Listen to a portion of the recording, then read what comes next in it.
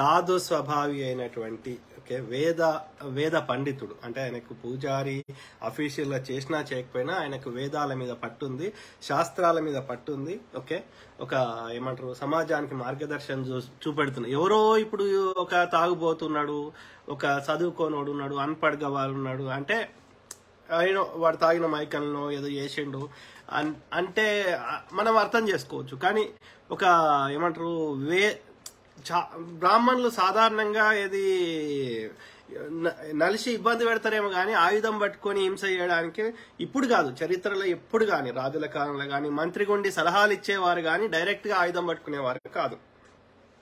So అట్లాంటి సద్బ్రాహ్మణుడు, మృదు స్వభావి, అంత విషయ పరిజ్ఞానం గలవాడు, ఓకే, అందరి చేత మన్ననలు పొందినవాడు, ఎన్నో ఆలయాలని పునరుద్ధరించినటువంటి వాడు, ఇటువంటి వ్యక్తి సమాజంలో అంత పెద్ద పొజిషన్లో ఉన్న వ్యక్తి, పెద్ద పెద్ద రాజకీయ నాయకులు, మంత్రుల నుంచి పేరు పెట్టి పిలిచేంత పరిచయాల స్థాయికి ఎదిగిన వ్యక్తి అంత దారుణంగా చేయరు. బ్రాహ్మణ్స్ అట్లా చేయరు. ఓకే, ఆ స్థాయికి తేవడానికి బలమైన కారణం ఉంటేనే చేస్తాడు. వాళ్ళు చెప్తున్న కారణము లవ్ చేసిండు అనేది absolute non sense. Okay, so అది ఎందుకు అబ్సల్యూట్ నాన్ సెన్స్ అంటే ఆయన ఏమి యువకుడు కాదు, చిన్నపిల్లగాడు కాదు, టీనేజ్ కాదు, 4 ఏళ్ల పాప ఉన్నది, భార్య ఉన్నది, 2010లో పెళ్లి అయింది, ఇవాళ 2022 12-13 ఏళ్ళు అయింది. సో కాబట్టి ఎట్టి పరిస్థితుల్లో కూడా ఇది లవ్ కు సంబంధించిన మ్యాటర్ కాదు కాదు కాదు. ఓకే, నా స్పెక్యులేషన్ ఇది డెఫినెట్లీ ఆ యొక్క అమ్మాయి ఇది ఆల్రెడీ భర్త చనిపోయిండు. సో ఆమె యొక్క సింగిల్ ఉంది. సో ఆమెకు సినిమాల్లో వెళ్ళి బాగా డబ్బులు సంపాదించాలన్నటువంటి యొక్క కోరిక ఉంది ఆమెకు కానీ వాళ్ళ అమ్మకి కానీ. సో వాళ్ళు చాలా పేద బ్రాహ్మణులు. ఇతను ఈ యొక్క అప్సర గాని లేకపోతే సాయి కృష్ణ గాని ఇద్దరిది ఆ యొక్క గోదావరి జిల్లాలు, కోనసీమ, అంబేద్కర్ జిల్లా, ఇద్దరు ఒకటే ప్రాంతము, ఒకటే కమ్యూనిటీ, బ్రాహ్మణులు. సో అట్లాంటి నేపథ్యం ఉన్న వాళ్ళు వాళ్ళ తండ్రి యొక్క కాశీలో వంట మనిషిగా పనిచేస్తున్నాడు. ఆయనకు వచ్చిన దానిలో ఎంతో కొంత పంపిస్తున్నాడు. కానీ పేద బ్రాహ్మణులు. సో తండ్రికి సఖ్యత లేదు. సో అదే ప్రధాన కారణం అని నేను అనుకుంటున్నా. ఎందుకంటే ఆ వంట మనిషి కాశీలో చేస్తే వచ్చే 5,000-10,000 రూపాయలు ఈడ కూడా ఇక్కడ ఏ గుళ్ళ పనిచేసినా వస్తాయి కదా, సాయి దగ్గర పనిచేసినా వస్తాయి కదా. సో అట్లాంటిది ఆ కాశీ దాకా పోవాల్సిన అవసరం ఏమొచ్చింది? నాకు అర్థమైన కాడికి వీళ్ళ అమ్మ బాధ తట్టుకోలేక మానసిక ప్రశాంతత కోసం వెళ్ళిపోయిండు ఆయన. ఓకే, సో అట్లాంటి కుటుంబ నేపథ్యం ఉన్న దాంట్లో నాకు అర్థమైంది ఇక్కడ లవ్ లేదు, తొక్క లేదు. లవ్ అనేది వాళ్ళ యొక్క రహస్యాలన్నీ బయటకు రావద్దు అని ఈ యొక్క లవ్ అని ఆ యొక్క సాయికృష్ణ గాని వాళ్ళ తల్లిదండ్రులు, ఈ సాయికృష్ణ పేరెంట్స్ గాని లేకపోతే అప్సర వాళ్ళ తండ్రి గాని వీళ్ళందరూ కవరప్ చేస్తున్నారు. దీనికి వేరే కారణం ఉంది. ఎందుకో నేను విశ్లేషించి చెప్పడానికి నా వంతు ప్రయత్నం నేను చేస్తా. ఓకే, ఎందుకంటే ఇప్పుడు ఇక్కడ ఎవరు ఎందుకు రాత్రి 10కి వచ్చినా 12కి వచ్చినా, ఇప్పుడు ఒక భార్య ఉంది, ఒక పాప ఉంది, ఇంట్లో తల్లిదండ్రులు ఉన్నారు అంటే ఒక మనిషి ఏ వ్యాపారం చేసినా ఏది చేసినా రాత్రి 10, 11, 12 మాక్సిమం, ద వరస్ట్ కేసు 12, రాత్రి 9, 10 తర్వాత నుంచి ఏడున్నావు, ఏం చేస్తున్నావు, ఇంకా ఇంటికి ఎందుకు వస్తలేవు అని ఇంట్లో అడుగుతారు.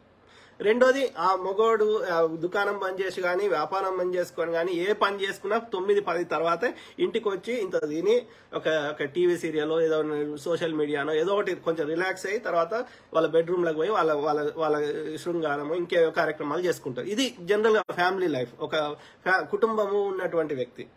ఈయన రాత్రి 12కి పోయిన, ఇప్పుడు ఇదే రోజు చూద్దాం, అది కోయంబత్తూర్ అని రాత్రి 8 నుంచి మళ్ళా పొద్దుగాల 4 గంటలకు వచ్చి ఇంట్లో వండుకుంటే ఏడున్నాడు, ఏం చేస్తున్నాడు అని ఈ అమ్మాయి తల్లి కంటే తెలుసు, ఆమెని పంపించింది. కానీ అబ్బాయి తండ్రి అడగాలి కదా, మరి ఏడికి పోయినవరా, ఇంత నైట్ 12కి ఎందుకు పోయినావు, మళ్ళీ పొద్దుగాల 4 గంటలకు ఎందుకు వచ్చినావు అని తండ్రి అడగలేదు అనుకుందాం. భార్యకి అయితే ఉంటుంది కదా రెస్పాన్సిబిలిటీ. అంటే ఇట్ క్లియర్లీ షోస్ ఇది లవ్ కాదు, తొక్క కాదు. ఎందుకు ప్రజలకు ఎందుకు అనుమానం రాలేదు, ఎందుకు అది తప్పు పట్టలేదు? ఎందుకంటే అక్క అని పిలుస్తున్నాడు. వీళ్ళు బ్రాహ్మణులు, వాళ్ళు బ్రాహ్మణులు, చుట్టపోళ్ళు ఏమో అని చుట్టపోళ్ళు సింగిల్ ఉన్నారు, ఒక సింగిల్ పేరెంట్ ఉంది, ఇద్దరు ఆడవాళ్ళు ఉన్నారు, ఆడ మనుషులు ఉన్నారు, మగ దిక్కు లేదు కాబట్టి సామాన్లు తెచ్చేయడానికో ఆడిడ దింపడానికో ఏదో వాళ్ళ చుట్టపైన ఉన్నాడు. అక్క అంటుండు కదా, తమ్ముడు కదా, వాళ్ళ చుట్టపోళ్ళు ఉన్నారు, ఇద్దరు ఒకటే ఆంధ్రాకి సంబంధించిన వాళ్ళు ఉన్నారు, కోనసీమకు సంబంధించిన వాళ్ళు ఉన్నారు కాబట్టి ఏదో సాయం చేస్తున్నాడు చుట్టపైన అని అనుకుంటారు. ఎవడు ఎందుకు దాన్ని తప్పుగా భావిస్తాడు? మన ఇంటికి చుట్టాలు రారా? కాబట్టి సమాజం ఎక్కడ కూడా తప్పుగా భావించలేదు. నాకు తెలిసి సాయి కృష్ణ కూడా మంచి వ్యక్తి, ఆయన చంపాలని ఏ కోణం లేదు. ఆ అమ్మాయికి సహాయం చేయడానికి ఇతను వాళ్ళ మధ్యలో నేను అనాలిసిస్ చేసిన కాడికి, నేను విశ్లేషించిన కాడికి ఈ యొక్క సాయి కృష్ణకి ఈ అమ్మాయికి ఎలాంటి ఫిజికల్ రిలేషన్షిప్ కూడా లేదు, శారీరక సంబంధం కూడా లేదు. ఆమె ప్రెగ్నెంట్ అయి ఉంటుంది, డెఫినెట్లీ అయి ఉంటుంది, కానీ అది సాయి కృష్ణ వల్ల కాదు. ఎందుకో చెప్తా. ఓకే, సో ఎందుకో ఆ యొక్క డీటెయిల్స్ పోయే ముందు సాయి కృష్ణ ఎలాంటి వాడు, సాయి కృష్ణ ఏంటిదో, ఆయన నేపథ్యం ఏందో, మీరు ఆయన ఎట్లాంటి వ్యక్తో ఒక 2-3 వీడియోలు చూపెడితే మీకు కొంచెం అర్థమవుతుందని నేను ఆశిస్తున్నా. చూద్దాం. ఎందుకంటే నేను ఎందుకు మాట్లాడాల్సి వస్తుందంటే 2 కారణాలు. ఒకటి, మీడియా అందరూ ఒక ఇన్వెస్టిగేటివ్ జర్నలిజం చేసినట్టు బంద్ చేసారు. ఏదో ఏమంటారు, ఏదో ఒక ఆ ఇన్సిడెంట్ లో ఏది ఎవడేం చెప్తే దాన్నే గుడ్డిగా చేస్తున్నారు. అదొకటి. రెండోది, నా ప్రధాన ఉద్దేశం మాట్లాడడానికి పోలీసులు అన్ని దిక్కుల నుంచి డిఫరెంట్ కోణాల నుంచి తరో ఇన్వెస్టిగేషన్ చేసి ప్రజలకు వాస్తవాలు తెలపడం వల్ల ఏమైతుందంటే, ఇక చచ్చిపోయినామని మనం తీసుకురాలేం, కానీ అట్లీస్ట్ ఫ్యూచర్ లో ఎవరి జాగ్రత్తలు వాళ్ళు ఉండడానికి కానీ, ప్రభుత్వాలు చట్టాలు తేవడానికి కానీ, గుళ్ళలో నియమాలు మార్చడానికి కానీ, మళ్ళీ ఫ్యూచర్ లో ఇటువంటి పునరావృతం కాకుండా ఉండడానికి ఎంతో కొంత దోహదం చేస్తుంది అన్న ఉద్దేశంగానే మాట్లాడుతున్నాం. ఓకే, చూద్దాం.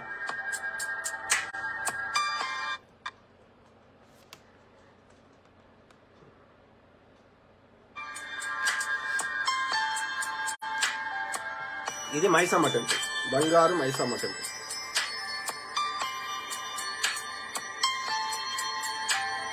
సరూర్ నగర్.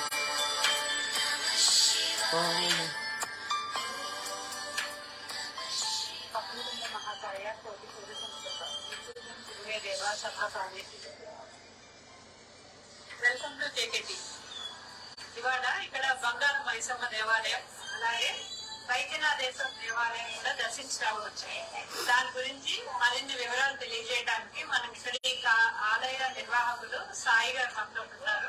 వారి ద్వారా అన్ని విషయాలు అడిగి తెలుసుకుంటాం. సో ఇది ఇప్పటిది కాదు, ఒక ఏడాది కింద వీడియో.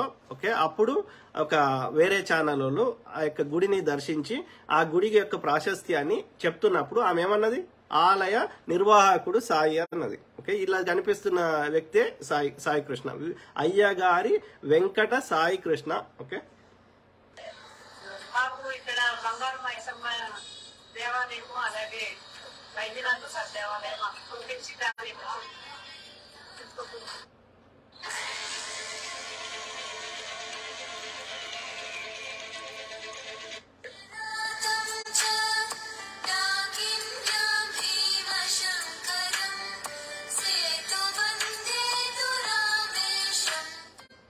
ఈ మందిర విశిష్టత చరిత్ర చెప్తారా?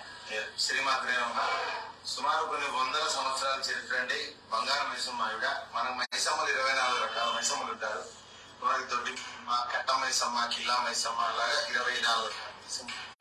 పూర్వ కథనం ఏంటంటే, అసలు ఈ మైసమ్మ తెలంగాణ ప్రాంతం ఒక రైతు నాగలితో దున్నుతుండగా ఒక బంగారు రూపంలో బయటపడుతుంది. సో అప్పుడు ఆ బంగారు రూపంలో అమ్మవారిని పూజలు స్టార్ట్ చేస్తే బంగారు మైసమ్మగా పేరు ప్రఖ్యాతం చెందిన తెలంగాణలో. అలాగే ప్రతి వాడలోనూ ప్రతి గ్రామంలోనూ మైసమ్మలు అనేక రకాలుగా ఉంటాయి. మైసమ్మ, పోచమ్మ, ఎల్లమ్మ. అందులో ఈ దేవాలయానికి వచ్చేసి నిజాం నవాబ్ టైంలో సుమారు ఒక 400 సంవత్సరాల క్రితం ఇదంతా కూడా పెద్ద బావి ఉండేది. ఈ బావి పక్కనే నైజాంలో ఒక పక్క ధాన్యము, ఒక పక్క ధనము దాచేవారు. ఇది ధనము బంగారము దాచిన స్థలంగా దీన్ని పేర్కొనేవారు చరిత్ర ప్రకారం.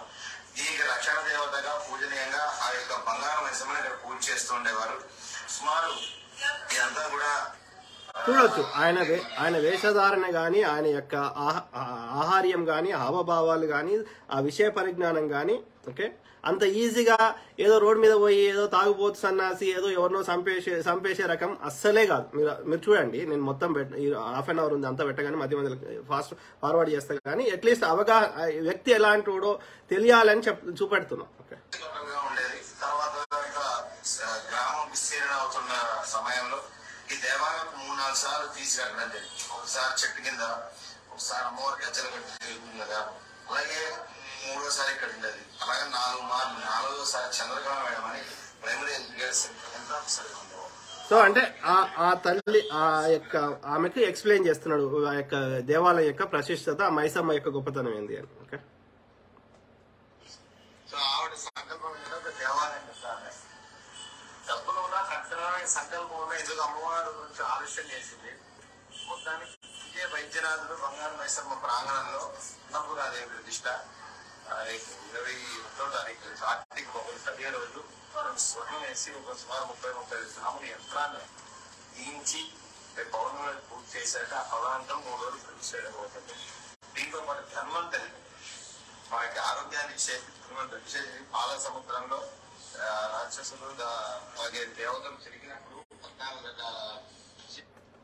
అడుగుల విగ్రహానికి ఇంత చక్కగా అలంకరణ చేసి చీర కట్టడం అనేది చాలా గొప్పగా సంగతి అండి. ఇంతెత్తు సో చూసారు కదా.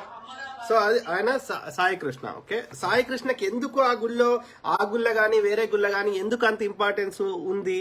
ఎందుకంటే ప్రధాన కారణం ఏంటంటే ఇవి గ్రామ దేవతలు, అంటే శిథిలావస్థలు ఉన్న దేవాలయాలు, ఎక్కడ భక్తులు రద్దీగా లేని దేవాలయాలు, లేదంటే ఈ యొక్క పోలేరమ్మ, ఎల్లమ్మ, మైసమ్మ ఇవన్నీ గ్రామ దేవతలు. గ్రామ దేవతలు అంటే ఈ బ్రాహ్మణులు రెగ్యులర్ గా ఉండే శివాలయము, రామాలయము, విష్ణువాలయము ఈ టైప్ కాదు. ఈ గ్రామంలో ఉన్న ప్రజలు వాళ్ళకు సొంతంగా ఇవాళ సమ్మక్క సారలమ్మ ఎట్లా అంటున్నారు అంటే ఇక్కడ కోళ్లు కోసుడు, యాటలు బలిచ్చుడు, లేకపోతే ఇది డిఫరెంట్. బ్రాహ్మణ్స్ రెగ్యులర్ ఉండే ఇది కాదు. అట్లాంటి దేవాలయాలకి ఎక్కువ ఫండింగ్ ఉండదు. ఏదో వాళ్ళు ఒక రాయికి పెట్టుకొని వాళ్ళు మొక్కుకొని ఆటలు బలించుకొని ఒక సింపుల్ గ్రామాల్లో చేసుకునే అట్లా ఉండే దేవాలయాలని ఈయన ఒక డిఫరెంట్ లెవెల్ కి తెచ్చిండు. దానికి అందులో శివుని యొక్క విగ్రహ ప్రతిష్ఠ చేసి వైద్యనాథుడని, లేకపోతే విష్ణుమూర్తిని ప్రతిష్ఠ చేసి రెగ్యులర్ గా మనం అన్ని రెగ్యులర్ దేవాలయాలు ఉండే దేవుళ్ళని ప్రతిష్ఠ చేసి ఇక్కడికి ఫండింగ్ తెచ్చి ఆ చిన్న స్థాయిలో ఉన్న దేవాలయాన్ని ఒక పెద్ద స్థాయికి తీసుకొచ్చి దానికి ఒక సపరేట్ ఫండింగ్ చేసి నిత్యాన్నదానాలు చేసి గోశాలలు పెట్టి ఒక డిఫరెంట్ లెవెల్ కి తీసుకుపోయిండు. ఆ విధంగా దాని యొక్క గొప్పతనాన్ని వర్ణిస్తూ ఎక్కువ ఫండ్స్ వచ్చేటట్టు చేయడంలో కీలక పాత్ర పోషించిండు. ఆ యొక్క గుళ్ళను ఒక డిఫరెంట్ లెవెల్ స్థాయికి తీసుకుపోయింది. కాబట్టి ఇతనే గుళ్ళని పునరుద్ధరించి నలుగురు తిండి పెడుతున్నాడు, నలుగురు పూజారులకి ఒక బతుకు తెరువు చూపెడుతున్నాడు, ఆ ఫండింగ్ వచ్చేటట్టు చేస్తున్నాడు. ఆయనకు వాక్చాతుర్యం ఉంది కాబట్టి ఎవరినైనా కన్విన్స్ చేసి ఫండింగ్ తెచ్చే సత్తా ఉంది కాబట్టి సాయికి అంత ఇంపార్టెన్స్ ఉంది. ఇప్పుడు ఈ ఇన్సిడెంట్ తర్వాత మాట్లాడకండి, ఈ ఇన్సిడెంట్ తర్వాత మాటలు మార్చకండి.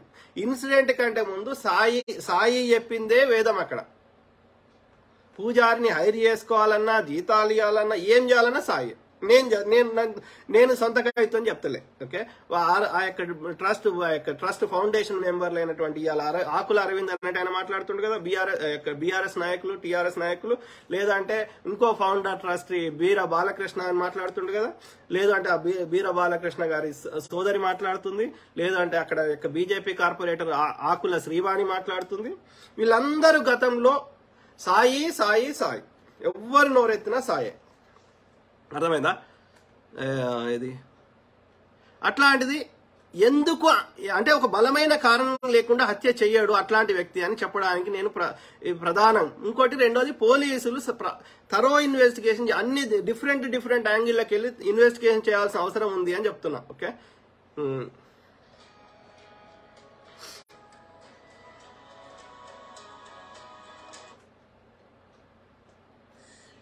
వ్యానిటీ వ్యాన్స్ అవన్నీ ఉన్నాయని చెప్పిన తర్వాత నెక్స్ట్ డే మేము వెళ్ళాము. నెక్స్ట్ డే వెళ్ళినప్పుడు కనుక్కుంటే అది శంకర్ డైరెక్టర్ మూవీ. ఈమె పేరు ఆకుల శ్రీవాణి. అక్కడ మొన్న జిహెచ్ఎంసీ ఎన్నిక కాబడ్డటువంటి బీజేపీ కార్పొరేటర్. ఓకే, అంటే నేను ఎందుకు చూపెడుతున్నా, ఇలా ఎందుకు చెప్తున్నా అంటే సాయి వెనకాల ఒక ఈ బీజేపీ కార్పొరేటర్ గాని, ఈ బీఆర్ఎస్ నాయకులు గాని హస్తం, వాళ్ళ యొక్క సహకారం కూడా ఉండి ఉంటుందని నా అనుమానం. ఓకే,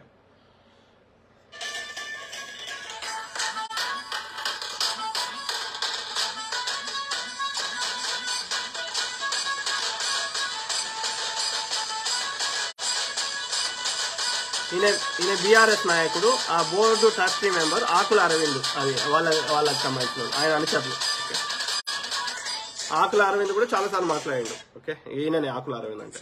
ఒక దారుణం చోటు చేసుకుంది. ప్రియురాల్ని ఒక ప్రియుడే హతమార్చాడు. అప్సరా అనే మహిళతో కొన్నాళ్లుగా సన్నిహితంగా ఉంటున్న సాయి కృష్ణ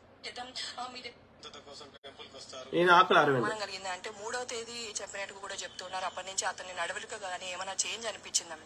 దాదాపు 3-4 డేస్ నుంచి నాకు పంతులు గారు 1 వీక్ నుంచి అందుబాటులో లేరండి. ఇక్కడ పక్కనే బొట్టరాయి కార్యక్రమం ఉంది. ఆ పంతులు దానికి కూడా ఇతనే పంతులుగా పూజగా వివరిస్తున్నారు. మొత్తం రెగ్యులర్ గా దాదాపు ఒక 1 వీక్ నుంచి అక్కడ. సో నేను ఏం చెప్పదలుచుకున్నా అంటే, ఇన్సిడెంట్ కంటే ముందు సాయి అంటే అక్కడ ఒక చాలా చాలా గొప్ప విలువ. ఓకే, అంటే అంత మంచి వ్యక్తి అనేది. అందుకని ప్లస్ ఆయనకు, నాకు తెలిసి ఆయనకు చంపాలన్న ఇంటెన్షన్ ఏ రోజు లేదు. ఆ యొక్క అప్సరా తల్లి ఒక లాస్ట్ ఇయర్ ఏప్రిల్లో వచ్చారు మన యొక్క హైదరాబాద్కి, చెన్నై నుంచి. ఇక ఆమె ఎందుకో, ఇప్పుడు కొందరు అంటారు ఆమె యొక్క బ్యాక్గ్రౌండ్ తెలుసుకోవాల్సిన అవసరం లేదు, ఆ కేసు వేరు ఈ కేసు వేరు అని. అట్లా ఆలోచించొద్దు. ఇప్పుడు ఒక మనిషి స్వభావం ఏంది అనేది మనం తెలుసుకుంటే, ఇప్పుడు ఆ వ్యక్తి యొక్క పాస్ట్ ను బట్టి అతన్ని జడ్జి చేస్తాం. అతని యొక్క నేచర్ ఎట్లుందో దాన్ని బట్టి అతనితో ఎట్లుండే. ఇప్పుడు మరి అట్లాంటి ఈ కేసును బట్టి ఇతను చంపి ఈ కేసులో అయింది కాబట్టి ఇక ఈ కేసులో చంపిండని చెప్పి ప్రతి ఒక్కరిని చంపడు కదా. మరి అట్లా అనం కదా. మనం ఒకసారి అంతకుడు చేస్తే వాళ్ళని జైల్లో పెడుతున్నాము, వాళ్ళకి దూరంగా ఉంటుండ్రు, లేకపోతే సమాజం నుంచి బాయ్కాట్ చేస్తారు, రకరకాల శిక్షలు వేస్తారు కదా. అంటే నీ నేచరు ఇప్పుడు వాడు ఒక ఇంట్లో దొంగతనం చేసిండని అందరి ఇంట్లో దొంగతనం చేస్తాడా అంటే చెయ్యొచ్చు. అంటే మనం వాళ్ళ యొక్క పాస్ట్ కేసులను పరిశీలించేది ఎందుకంటే వాళ్ళ స్వభావం ఏంది, ఈ ఇన్సిడెంట్ కి అది ఏ రకంగా వాళ్ళు ఇక్కడ ఇన్వాల్వ్ అయి ఉండొచ్చు అనేది మనం తెలుసుకోవడానికి ప్రయత్నం చేస్తున్నాం. సో ఆ క్రమంలో నేను పరిశీలించింది ఏంటి అంటే, అప్సర గాని వాళ్ళ అమ్మ గాని సింగిల్ పేరెంట్, పేద బ్రాహ్మణులు, వాళ్ళకి కోరికలు పెద్దగా ఉన్నాయి, యొక్క సినిమాలకు పోవాలి, పెద్ద లెవెల్లో ఎక్కువ పైసలు సంపాదించాలి, పేరు సంపాదించాలి, ఒక లావిష్ లైఫ్ గడపాలి అనే కోరికలు ఉన్నాయి. సినిమా ఇండస్ట్రీకి రావాలి, ఫిల్మ్ ఇండస్ట్రీకి రావాలి, ఈ యొక్క టీవీ యాంకర్లు కావాలి, లేకపోతే టీవీలలో పనిచేయాలంటే సినిమా ఇండస్ట్రీ అక్కడ ఇది నాకున్న అవగాహన ప్రకారం ఈ టీవీ యాంకర్లు కానీ ఇంకా రకరకాల సినిమా యాక్ట్రెస్ హీరోయిన్లు కానీ వాళ్ళు ఆ యొక్క సినిమాలో నటించేది, లేకపోతే టీవీలలో యాంకర్ ఆ యొక్క పని చేసేది అది పార్ట్ టైం. సినిమాల్లో పనిచేసేది, టీవీలో పనిచేసేది పార్ట్ టైం. వాళ్ళ ఫుల్ టైం పని వేరే ఉన్నది. ఓకే, బ్యూటీ పార్లర్లు, లేకపోతే దేవాలయాలు, లేకపోతే ఈ యొక్క ఇది మసాజ్ సెంటర్లు, లేకపోతే గర్ల్స్ హాస్టల్లు, ఇవన్నీ ఈ యొక్క ఏమంటారు పింప్ కేంద్రాలు. పింప్ అంటే ఏమంటారు, అదే మధ్యవర్తి ఉంటాడు చూసారా, అమ్మాయిలను సప్లై చేస్తారు. సో ఆ క్రమంలో ఇక్కడ ఈ అందంగా ఉన్న అప్సర అనట ఆమె ఈ గుడికి వచ్చినప్పుడు సాయికి ఏంటంటే ఆయనకు ఫండ్స్ బాగా వస్తాయి, పెద్ద పెద్ద వాళ్ళ ద్వారా కాంటాక్ట్లు ఉన్నాయి సాయికి అనేది ఈ అమ్మాయి గమనించి ఇతనితోటి పరిచయం పెంచుకొని వాళ్ళకి మొగ దిక్కు లేడు కాబట్టి ఇతనే మొగ దిక్కు లెక్క చిన్నదానికి పెద్దదానికి సాయం చేస్తున్నాడు. ప్లస్ రెండోది ఇద్దరు బ్రాహ్మిన్స్ కావడం, ఇద్దరు కోనసీమ అంబేద్కర్ జిల్లాకు చెందిన వాళ్ళు కావడం కూడా ఒక తొందరగా వాళ్ళు కనెక్ట్ కావడం కారణము. ప్లస్ మా చుట్టపైన అంటే ఎవరికి వేరే రకంగా దృష్టితో చూడరు కాబట్టి వాళ్ళిద్దరికి ఎలాంటి శారీరక సంబంధం లేదు. సాయి కేవలం సహాయం చేయడానికి ఆయన ప్రయత్నం ఆయన చేసిండు, అయ్యో ఈమె అని చెప్పి ఆయనకున్న కాంటాక్ట్లను వాడుకొని ఈమె ఆ చీకటి దందా ఆ యొక్క ఈ బడాబాబులు, ఈ బీజేపీ, బీఆర్ఎస్ ఇంకా చెందిన నాయకుల దగ్గరికి కానీ వ్యాపారస్తుల దగ్గరికి కానీ ఈ అమ్మాయిని సప్లై చేయడానికి సాయి సప్లై చేస్తుండవచ్చు అనేది నా యొక్క అనుమానం. సో ఎందుకంటే ఆయన కారు చూడండి, మీరు ఆయన కారు కూడా చూడండి, మొత్తం ఎట్లుందంటే బయట నుంచి ఏం చూసినా కనిపించదు, లోపల మొత్తం బూడిద లెక్క ఏమో వేసిండు. మరి ఇప్పుడు అట్లాంటి కార్లు ఎట్లా ఎక్కుతుంది ఆమె? ఎట్లా మరి ఇట్లా ఏం కనిపెడకుండా కారు ఎట్లా పెట్టినామని అడగరా? చెప్పండి, అదేది కారు చూద్దామని. ఈ కారే చూడండి మీరు.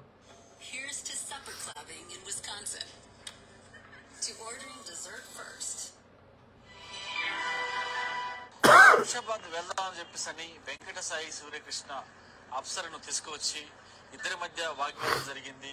ప్రెగ్నెన్సీ విషయంలో ఎలా వచ్చిందని చెప్పి దాని మీద వాగ్వాదం జరగడం, గొడవ జరిగిన నేపథ్యంలో తర్వాత స్మెల్ వస్తుంది కాబట్టి ఈ శవాన్ని తీసుకెళ్లి గుట్టి చప్పుడు కాకుండా కొట్టడం.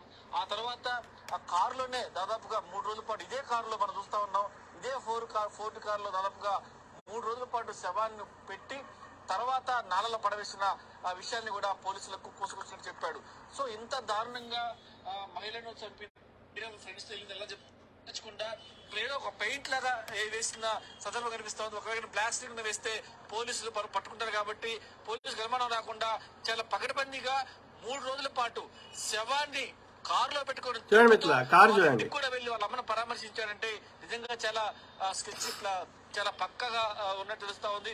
దీంట్లో మనం చూస్తా ఉన్నాం ఇక్కడ ఆయన పూజారి కాబట్టి దండలు కూడా ఉన్నాయి కారులో, ఇంకా అట్లే దండలు కూడా ఉన్నాయి. కారును పోలీసులు సీజ్ చేసినప్పుడు అలానే ఉంది. అంటే చాలా ప్రీ ప్లాన్డ్ గా ఏ రకంగా కారులో తీసుకెళ్లి శవాన్ని తీసుకొని తిరిగేయడం దాని మీద నిజంగా అతను చాలా ధైర్యం ఉండాలి. అందుకనే చాలా పకడ్బందీగా ప్లాన్ చేశాడు. సో పోలీసులకు మీరు చూడండి కారు ఏ సైడ్ కూడా లోపల ఏముందో కనిపిస్తలేదు. విచారణ చేయడంతో అనేమో బ్లాక్ స్క్రీన్ వేయలేదు, ఏదో బూడిద తల్లిండు. వచ్చింది ఆర్టీవీ కెమెరా పర్సన్ విజయ్ మీకు కారు సంబంధించిన అన్ని విజువల్స్ ను అన్ని యాంగిల్స్ లో కూడా మీకు చూపించే ప్రయత్నం చేస్తా ఉన్నాడు. ప్రధానంగా లోపల వ్యక్తులు బయట కనిపించకుండా ఉండేందుకు చేసిన ఏర్పాట్లు చూస్తుంటే మాత్రం అట్లాంటి కార్లు ఎక్కుతామా మనం? ఎక్కమంటే ఎక్కుతామా? నువ్వు నేను మరి ఆమె ఎట్లా ఎక్కింది? వాళ్ళ అమ్మ రాత్రి 10కి 11కి అది ఒక్కసారి కాదు ఎన్నోసార్లు. లాస్ట్ ఇయర్ నవంబర్లో సోమనాథ్కి పోయినరు, ద్వారకాకి పోయినరు. అట్లా పంపిస్తుందా? వీళ్ళింట్లో వీళ్ళ భార్య ఏమన్నదా, వాళ్ళ అమ్మ ఏమన్నదా? చెప్పండి. మనకు చాలా ఆశ్చర్యం అనిపిస్తా ఉంది. కెమెరా పర్సన్ విజయ్ చాలా దగ్గరగా వెళ్లి కూడా లోపల విజువల్స్ ఏమైనా కనిపిస్తాయని చెప్పి చూసినా కూడా ఏమాత్రం కూడా బయటికి కనిపించే పరిస్థితి లేదు. అంటే ఈయన పకడ్బందీగా స్కెచ్ వేసుకున్నాడు. సో అర్థమైందా? సో అంటే దాని అర్థమైంది, రాత్రి పూట ఎవరికి తెలియకుండా ఆ అమ్మాయిని సప్లై చేస్తుండొచ్చు ఈ యొక్క బీఆర్ఎస్ నేతలకు గానీ, బీజేపీ నేతలకు గానీ, డబ్బులున్న బడా వ్యాపారస్తులకు గానీ. ఎందుకంటే సాయికి మంచి కాంటాక్ట్ ఉన్నాయి, సాయి బిల్డరు, సాయి వాక్చాతుర్యం గలదు. కాబట్టి అతనికి ఉన్న కాంటాక్ట్స్ వాడుకొని ఈమె అక్రమంగా ఈమె గాని వీళ్ళ అమ్మ గాని పైసలు సంపాదించాలని యొక్క కుతూహల ఈ యొక్క ఇది దాంట్లో ఇతను ఆ వచ్చిన పైసలలో వీళ్ళకిద్దరికి మధ్యలో వాటాలు పంచుకోవడంలో అభిప్రాయ భేదాలు వచ్చి ఈ యొక్క బొడ్రాయి పండుగ అప్పుడు ఈ వాస్తవాలన్నీ పబ్లిక్ ముందు పెడతా అని ఆమె బెదిరించుంటది. ఈ బడా బావుల పేర్లు అన్ని బయట పెడతా అని ఆమె బెదిరించుంటది అనేది నా అనుమానం. లేక ఈ బడా బావుల పేర్లు గిట్ట బయటకు వస్తే నేను సాయి నిన్ను చంపేస్తాం అని బెదిరించుంటారు. లేదంటే ఈ బడా బాబులే ఆమె మా పేర్లు బయటకు రావద్దు, అవసరమైతే చంపేసినాక మా రాష్ట్రంలో బీఆర్ఎస్ ప్రభుత్వం ఉంది, కేంద్రంలో బీజేపీ ప్రభుత్వం ఉంది, మా ప్రభుత్వమే ఉంది, కాబట్టి మేము ఏ కేసులైనా ఏదైనా చూసుకుంటాము అని చెప్పి ఉంటారు. ఎందుకంటే ఇప్పుడు చూడండి అక్కడ ఏది మన అక్కడ మన రాజీవ్ రహదారి మీద చంపేసారు వాడు వాని పేరు ఏంది బీఆర్ఎస్ వాడు, వాని పేరు మర్చిపోతే. ఆ ఇద్దరు న్యాయవాద దంపతులు అన్ని కేసులు పెడతారు ఇలా భూ కబ్జాల మీద అని. ఇప్పటివరకు కేసు విచారణకు రాదు. సో సాయికి కూడా అట్లా చెప్పుంటారు, చేసేసేయి నీకు ఏదైనా మేము చూసుకుంటామని. ఈ కేసు కూడా పెద్దగా అది విచారణకు రాదు, అది ఏదో కొట్టేస్తారో అయిపోతుంది. ఓకే, లేకపోతే సాయి ఎందుకు చంపుతాడు? చంపనే చంపాడు. ఓకే, సో అంటే ఆ బడా బాబుల పేర్లు బయటకు రావద్దని. ఈ అమ్మాయి బడా బాబుల పేర్లు ఎందుకు బయట పెడతా అన్నది? ఈమెకు రావాల్సిన పైసలు వాటాలు ఈయన మొత్తం సాయే తీసుకుంటుండొచ్చు, ఆమెకు ఇవ్వాల్సినంత ఇస్తలేడు. అక్కడ కాన్ఫ్లిక్ట్ వచ్చి ఉంటుందని నేను అనుకుంటున్నా. ఓకే, లవ్ కాదు గివి కాదు. ఆయనకు పెళ్లి అయింది, ఆయనకు 4 ఏళ్ల పాప ఉంది, ఆయనకు డైవర్స్ తీసుకోవాలనే ఆలోచన లేదు. సో కాబట్టి అతను శారీరక సంబంధం లేదని క్లియర్ గా చెప్తున్నాడు. సో ఈమె కస్టమర్లతోటి ఆమెకు వాళ్ళ నాయన కూడా చెప్పిండు ఆమెకు వేరే వాళ్ళతో కూడా ఉన్నది, ఇది ఉంది, అది ఉంది అని. సో చెన్నైలో బాయ్ ఫ్రెండ్ ఉన్నాడని. సో కాబట్టి నాకు తెలిసిన కాడికి ఆమె కస్టమర్ల ద్వారా ఆమెకు ప్రెగ్నెంట్ అయి ఉంటది. మార్చిలో ఆమె అబార్షన్ చేయించుకుంది. ఓకే, సో కాబట్టి అది పరిస్థితి. ఓకే,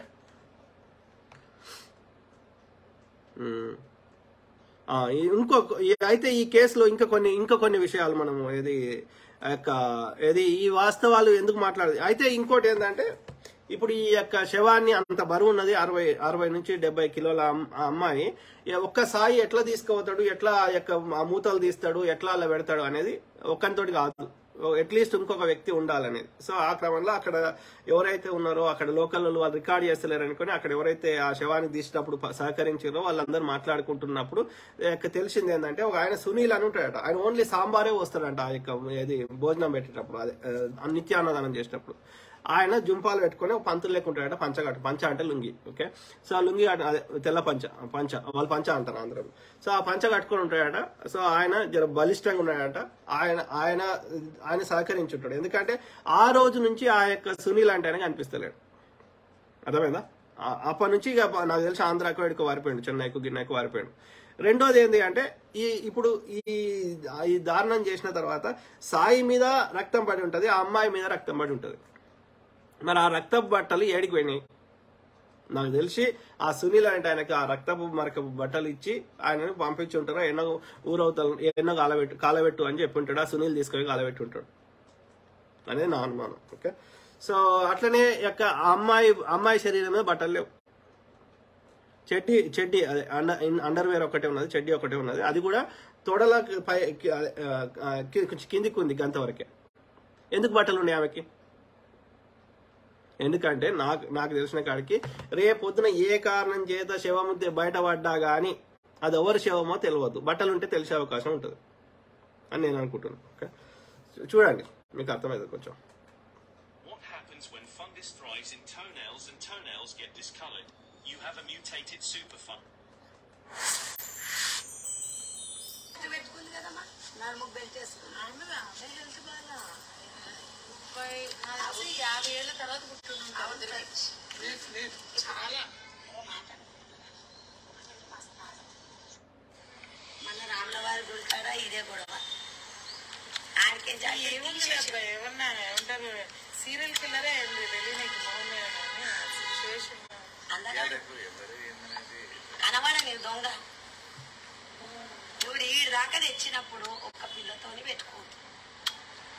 అదే అంటున్నాను ఇందాక, నిగ్రహం. ఆ నిగ్రహం పనిచేయలేకపోయింది. మనిషి కాన్షియస్ లో ఉన్నప్పుడు ఆయన పట్టుకోపోతుంటే ఆయన కూడా కొంచెం మనకు సపోర్ట్ ఇస్తాడు కాబట్టి వెయిట్ లాస్ అవుతుంది. అదే అసలు పూర్తిగా అన్కాన్షియస్ అయిన పేషెంట్ ఏంటంటే కాలు చేయి మొత్తం పడిపోతుంది, బ్లడ్ సర్క్యులేషన్ ఆగిపోతుంది. కాబట్టి ఉన్న వెయిట్కి ఇంకా రెట్టింపు అయ్యే అవకాశం ఉంటుంది. కాబట్టి అప్పుడు హెవీ వెయిట్ ఉంటుంది. మన క్వశ్చన్ అదే అక్కడ మళ్ళీ వితౌట్ నిన్న తీసినప్పుడు అందరూ ఏంటంటే వితౌట్ క్లోత్స్ బాడీ అని తలకాయ మీద కొట్టిన తలకాయ మీద కొట్టి అంటున్నారు. బట్టలు అట్లే ఉన్నారు కదా, బట్టలు ఎందుకు లేదని చెప్పేసి నేను బట్టలు లేవట, ఓన్లీ మన ఇక్కడ డ్రాయర్ ఉందంటే అది కూడా ఇక్కడ వరకు వచ్చి ఆగిపోయిందంట. ఎందుకంటే మా హాస్పిటల్ స్టాఫ్ వాళ్ళు లోని పోయి చూస్తే కనిపించిందంట. నీకు ఈడ కొట్టి చంపి చేస్తే బట్టలు ఎందుకు లేవని అన్నాడు. అసలు పాయింట్ ఎక్కడ బయటకు రాలేదు. అదే అది కూడా థింక్ చేయాలి కదా. నేను ఎమ్మటే నాకు క్వశ్చన్ అసలు మీడియాకి రాలేదు, బట్టలు లేకుండా బాడీ దొరికింది. మీడియా వాళ్ళు అందరూ ఏం ఉన్నారు, కెమెరా లోపలికి కూడా పెట్టారు. అవకాశం కూడా ఉంది కాబట్టి కనపడలేదు.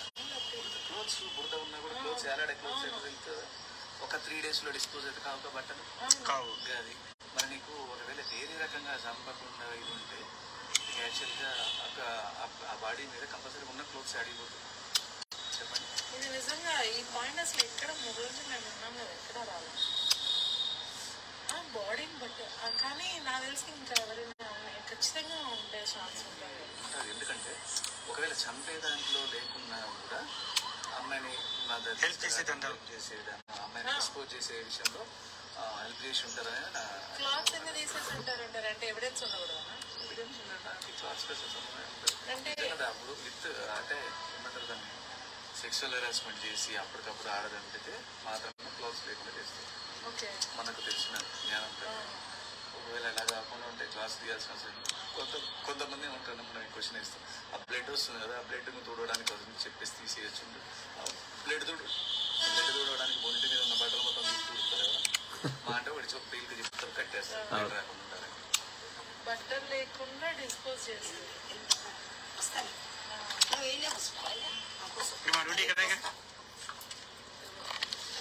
ఇది పెద్ద టెస్ట్. సిమెంట్ వర్క్ చేశారు. సిమెంట్ వర్క్ అదే అండి ఇక్కడ జరిగిన విషయం అదే. ఉంది అదే మనం యాక్చువల్లీ మీకు కూడా ఆయన అయితే మనకు అంతకుముందు అయితే ఆయన హిస్టరీ గత సంవత్సరాల నుంచి అయితే అంత మంచిగా పలకరిస్తారు, అందరూ మంచిగా పలకరిస్తారు, అందరూ ప్రతి ఒక్కరు పలకరిస్తారు, అందరితో క్లోజ్ ఉంటాడు, మంచిగా ఉంటాడు. అండ్ ఎట్లనే కొంచెం ఆ వర్క్ ఈ వర్క్ చేపిస్తుంటాడు. ఏదైనా అందరికీ అన్ని హెల్ప్ చేస్తున్నాం మేము మొదలెడడం మాకు కూడా ఏదైనా బాధ్యత అది అని చెప్పేసి ఒక అనవసర సందర్భంలో అన్నప్పుడు మీకు తక్కువ చేస్తున్నా అన్న మీరు ఎంత చేస్తున్నారు కదా వచ్చినాం. ఇంకా ఇట్లా ఉన్నప్పుడు మనం ఎందుకు అనుమానిస్తాం? యాక్చువల్గా మా వాళ్ళు నైట్ కూడా కేసులు వేస్తుంటే డోర్లు వేసిందంట. ఆ డోర్లు క్లోజ్ చేసి ఎందుకు క్లోజ్ చేసినాం అనేది ఎందుకు అయ్యేది క్లోజ్ చేస్తుందంటే గుడ్రా వేస్తుంది కదా, ఎవరు రాకుండా ఉండాలి, డిస్టర్బెన్స్ రాకుండా ఉండాలని చెప్పేసి అన్నాడు. ఆ రోజు ఇది ఈ రోజు ఆ రోజు డిస్పోజ్ చేసేది బాడీని డిస్పోజ్ చేసేది. ఇక మేము మా ఊళ్ళో ఎందుకు అనుమానిస్తారు? బుడ్డైనా కానీ దేవుడు అనేసరికి ఎటువంటి డౌట్స్ మనిషికి. ఒక మాట మాట్లాడిన నైట్ ఎట్లుంటుంది మాకు ఒక టైం కొంచెం ఒక హాఫ్ అన్ అవర్ టైం దొరికిందంటే మళ్ళీ ఎక్కడ కాల్ వస్తుందో మళ్ళీ పోవాల్సి వస్తుంది. హాఫ్ అన్ అవర్ లోనికి వస్తే పందం రెస్ట్ తీసుకోవాలి. లేదంటే ఏమంటే మళ్ళీ వేరే కాల్ వచ్చిందనుకో మళ్ళీ ఉడకాలి కదా.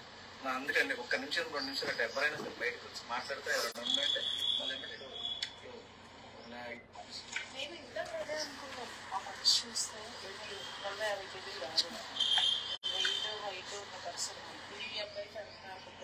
సో అదే మిత్రులు, వాళ్ళు మెడికల్ అంటే ఆ శవాన్ని తీసేటప్పుడు సహకరించిన వాళ్ళు, అక్కడ శవాన్ని తీసేటప్పుడు అదంతా టేక్ కేర్ చేసిన వాళ్ళు, ఓకే, మెడికల్ సంబంధించిన వాళ్ళు, ఓకే.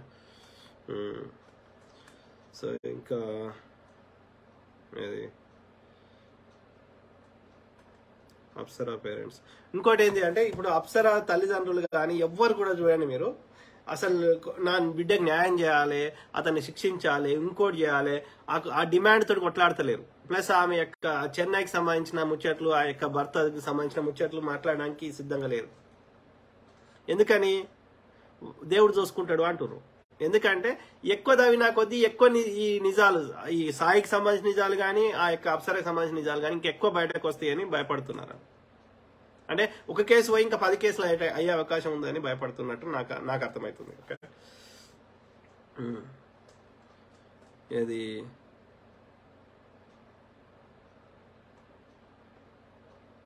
చూపెట్టిన బంగారు మైసమ్మ చెప్తున్నాను. Thousands on your student loan payments. Do not let student loans hold you.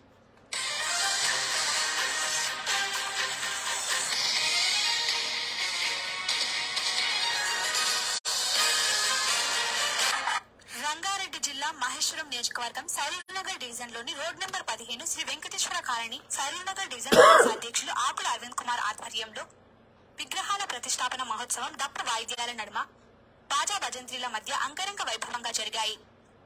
శివలింగం, సుబ్రహ్మణ్యేశ్వర స్వామి, గణపతి, బంగారు మైసమ్మలను చెన్నై నుండి తీసుకువచ్చిన శిల్పి. అనంతరం భక్తులు విగ్రహాలకు పూల పండ్లు సమర్పించారు. ఈ కార్యక్రమంలో మహేశ్వరం నియోజకవర్గం తెరాస ప్రధాన కార్యదర్శి బేర బాలకిషన్, రాఘవేందర్ రెడ్డి, నరేష్ గౌడ్ తదితరులు పాల్గొన్నారు.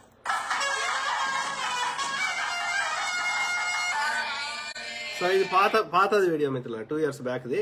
అరవింద్ కుమార్, బేర బాలకృష్ణ, అట్లనే సాయి కూడా ఉన్నాడు చూడండి.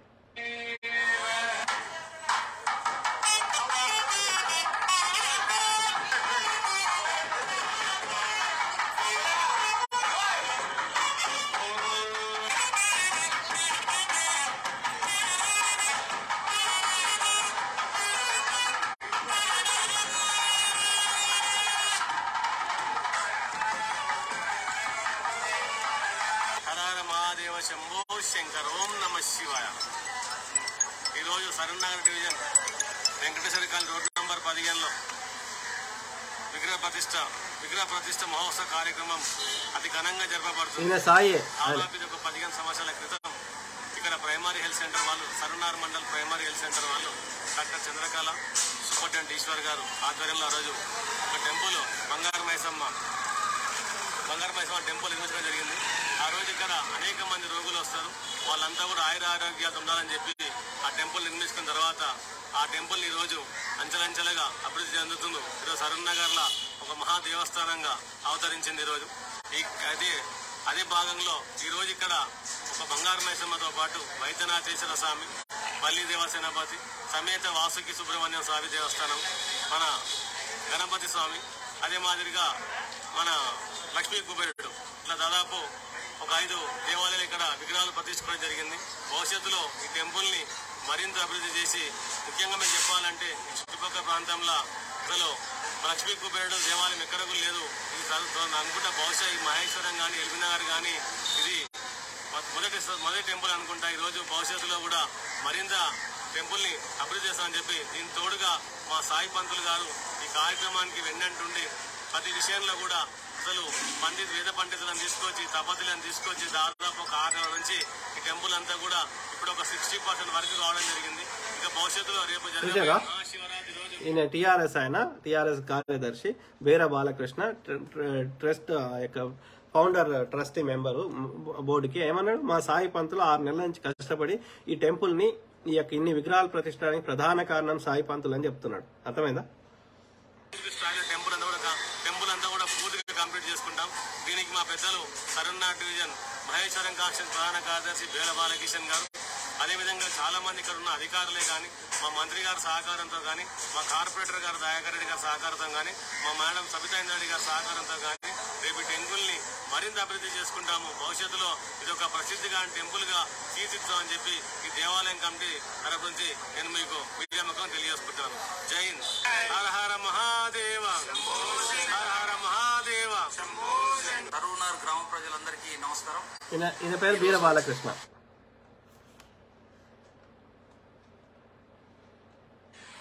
సరూర్నగర్ గవర్నమెంట్ హాస్పిటల్ ఏదైతే ప్రాథమిక ఆరోగ్య కేంద్రం ఉందో ఆరోగ్య కేంద్రం పక్కనే ఉన్నటువంటి అదేవిధంగా సరూర్నగర్ మండలాఫీస్ ప్రాంగణంలో ఉన్నటువంటి ఈ దేవాలయ ప్రాంగణంలో ఈరోజు మా సాయి పంతులు గారి ఆధ్వర్యంలో మరి ఈరోజు ప్రతిష్టాపన చేయించడం జరిగింది. అదేవిధంగా బంగారు మైసమ్మ దేవాలయం, వల్లి దేవసేన సుబ్రహ్మణ్య స్వామి, అదేవిధంగా వైద్యనాథేశ్వర స్వామి, ఈ 3 దేవాలయాలు కూడా ఇలా ఈరోజు ప్రతిష్టాపన జరిగింది.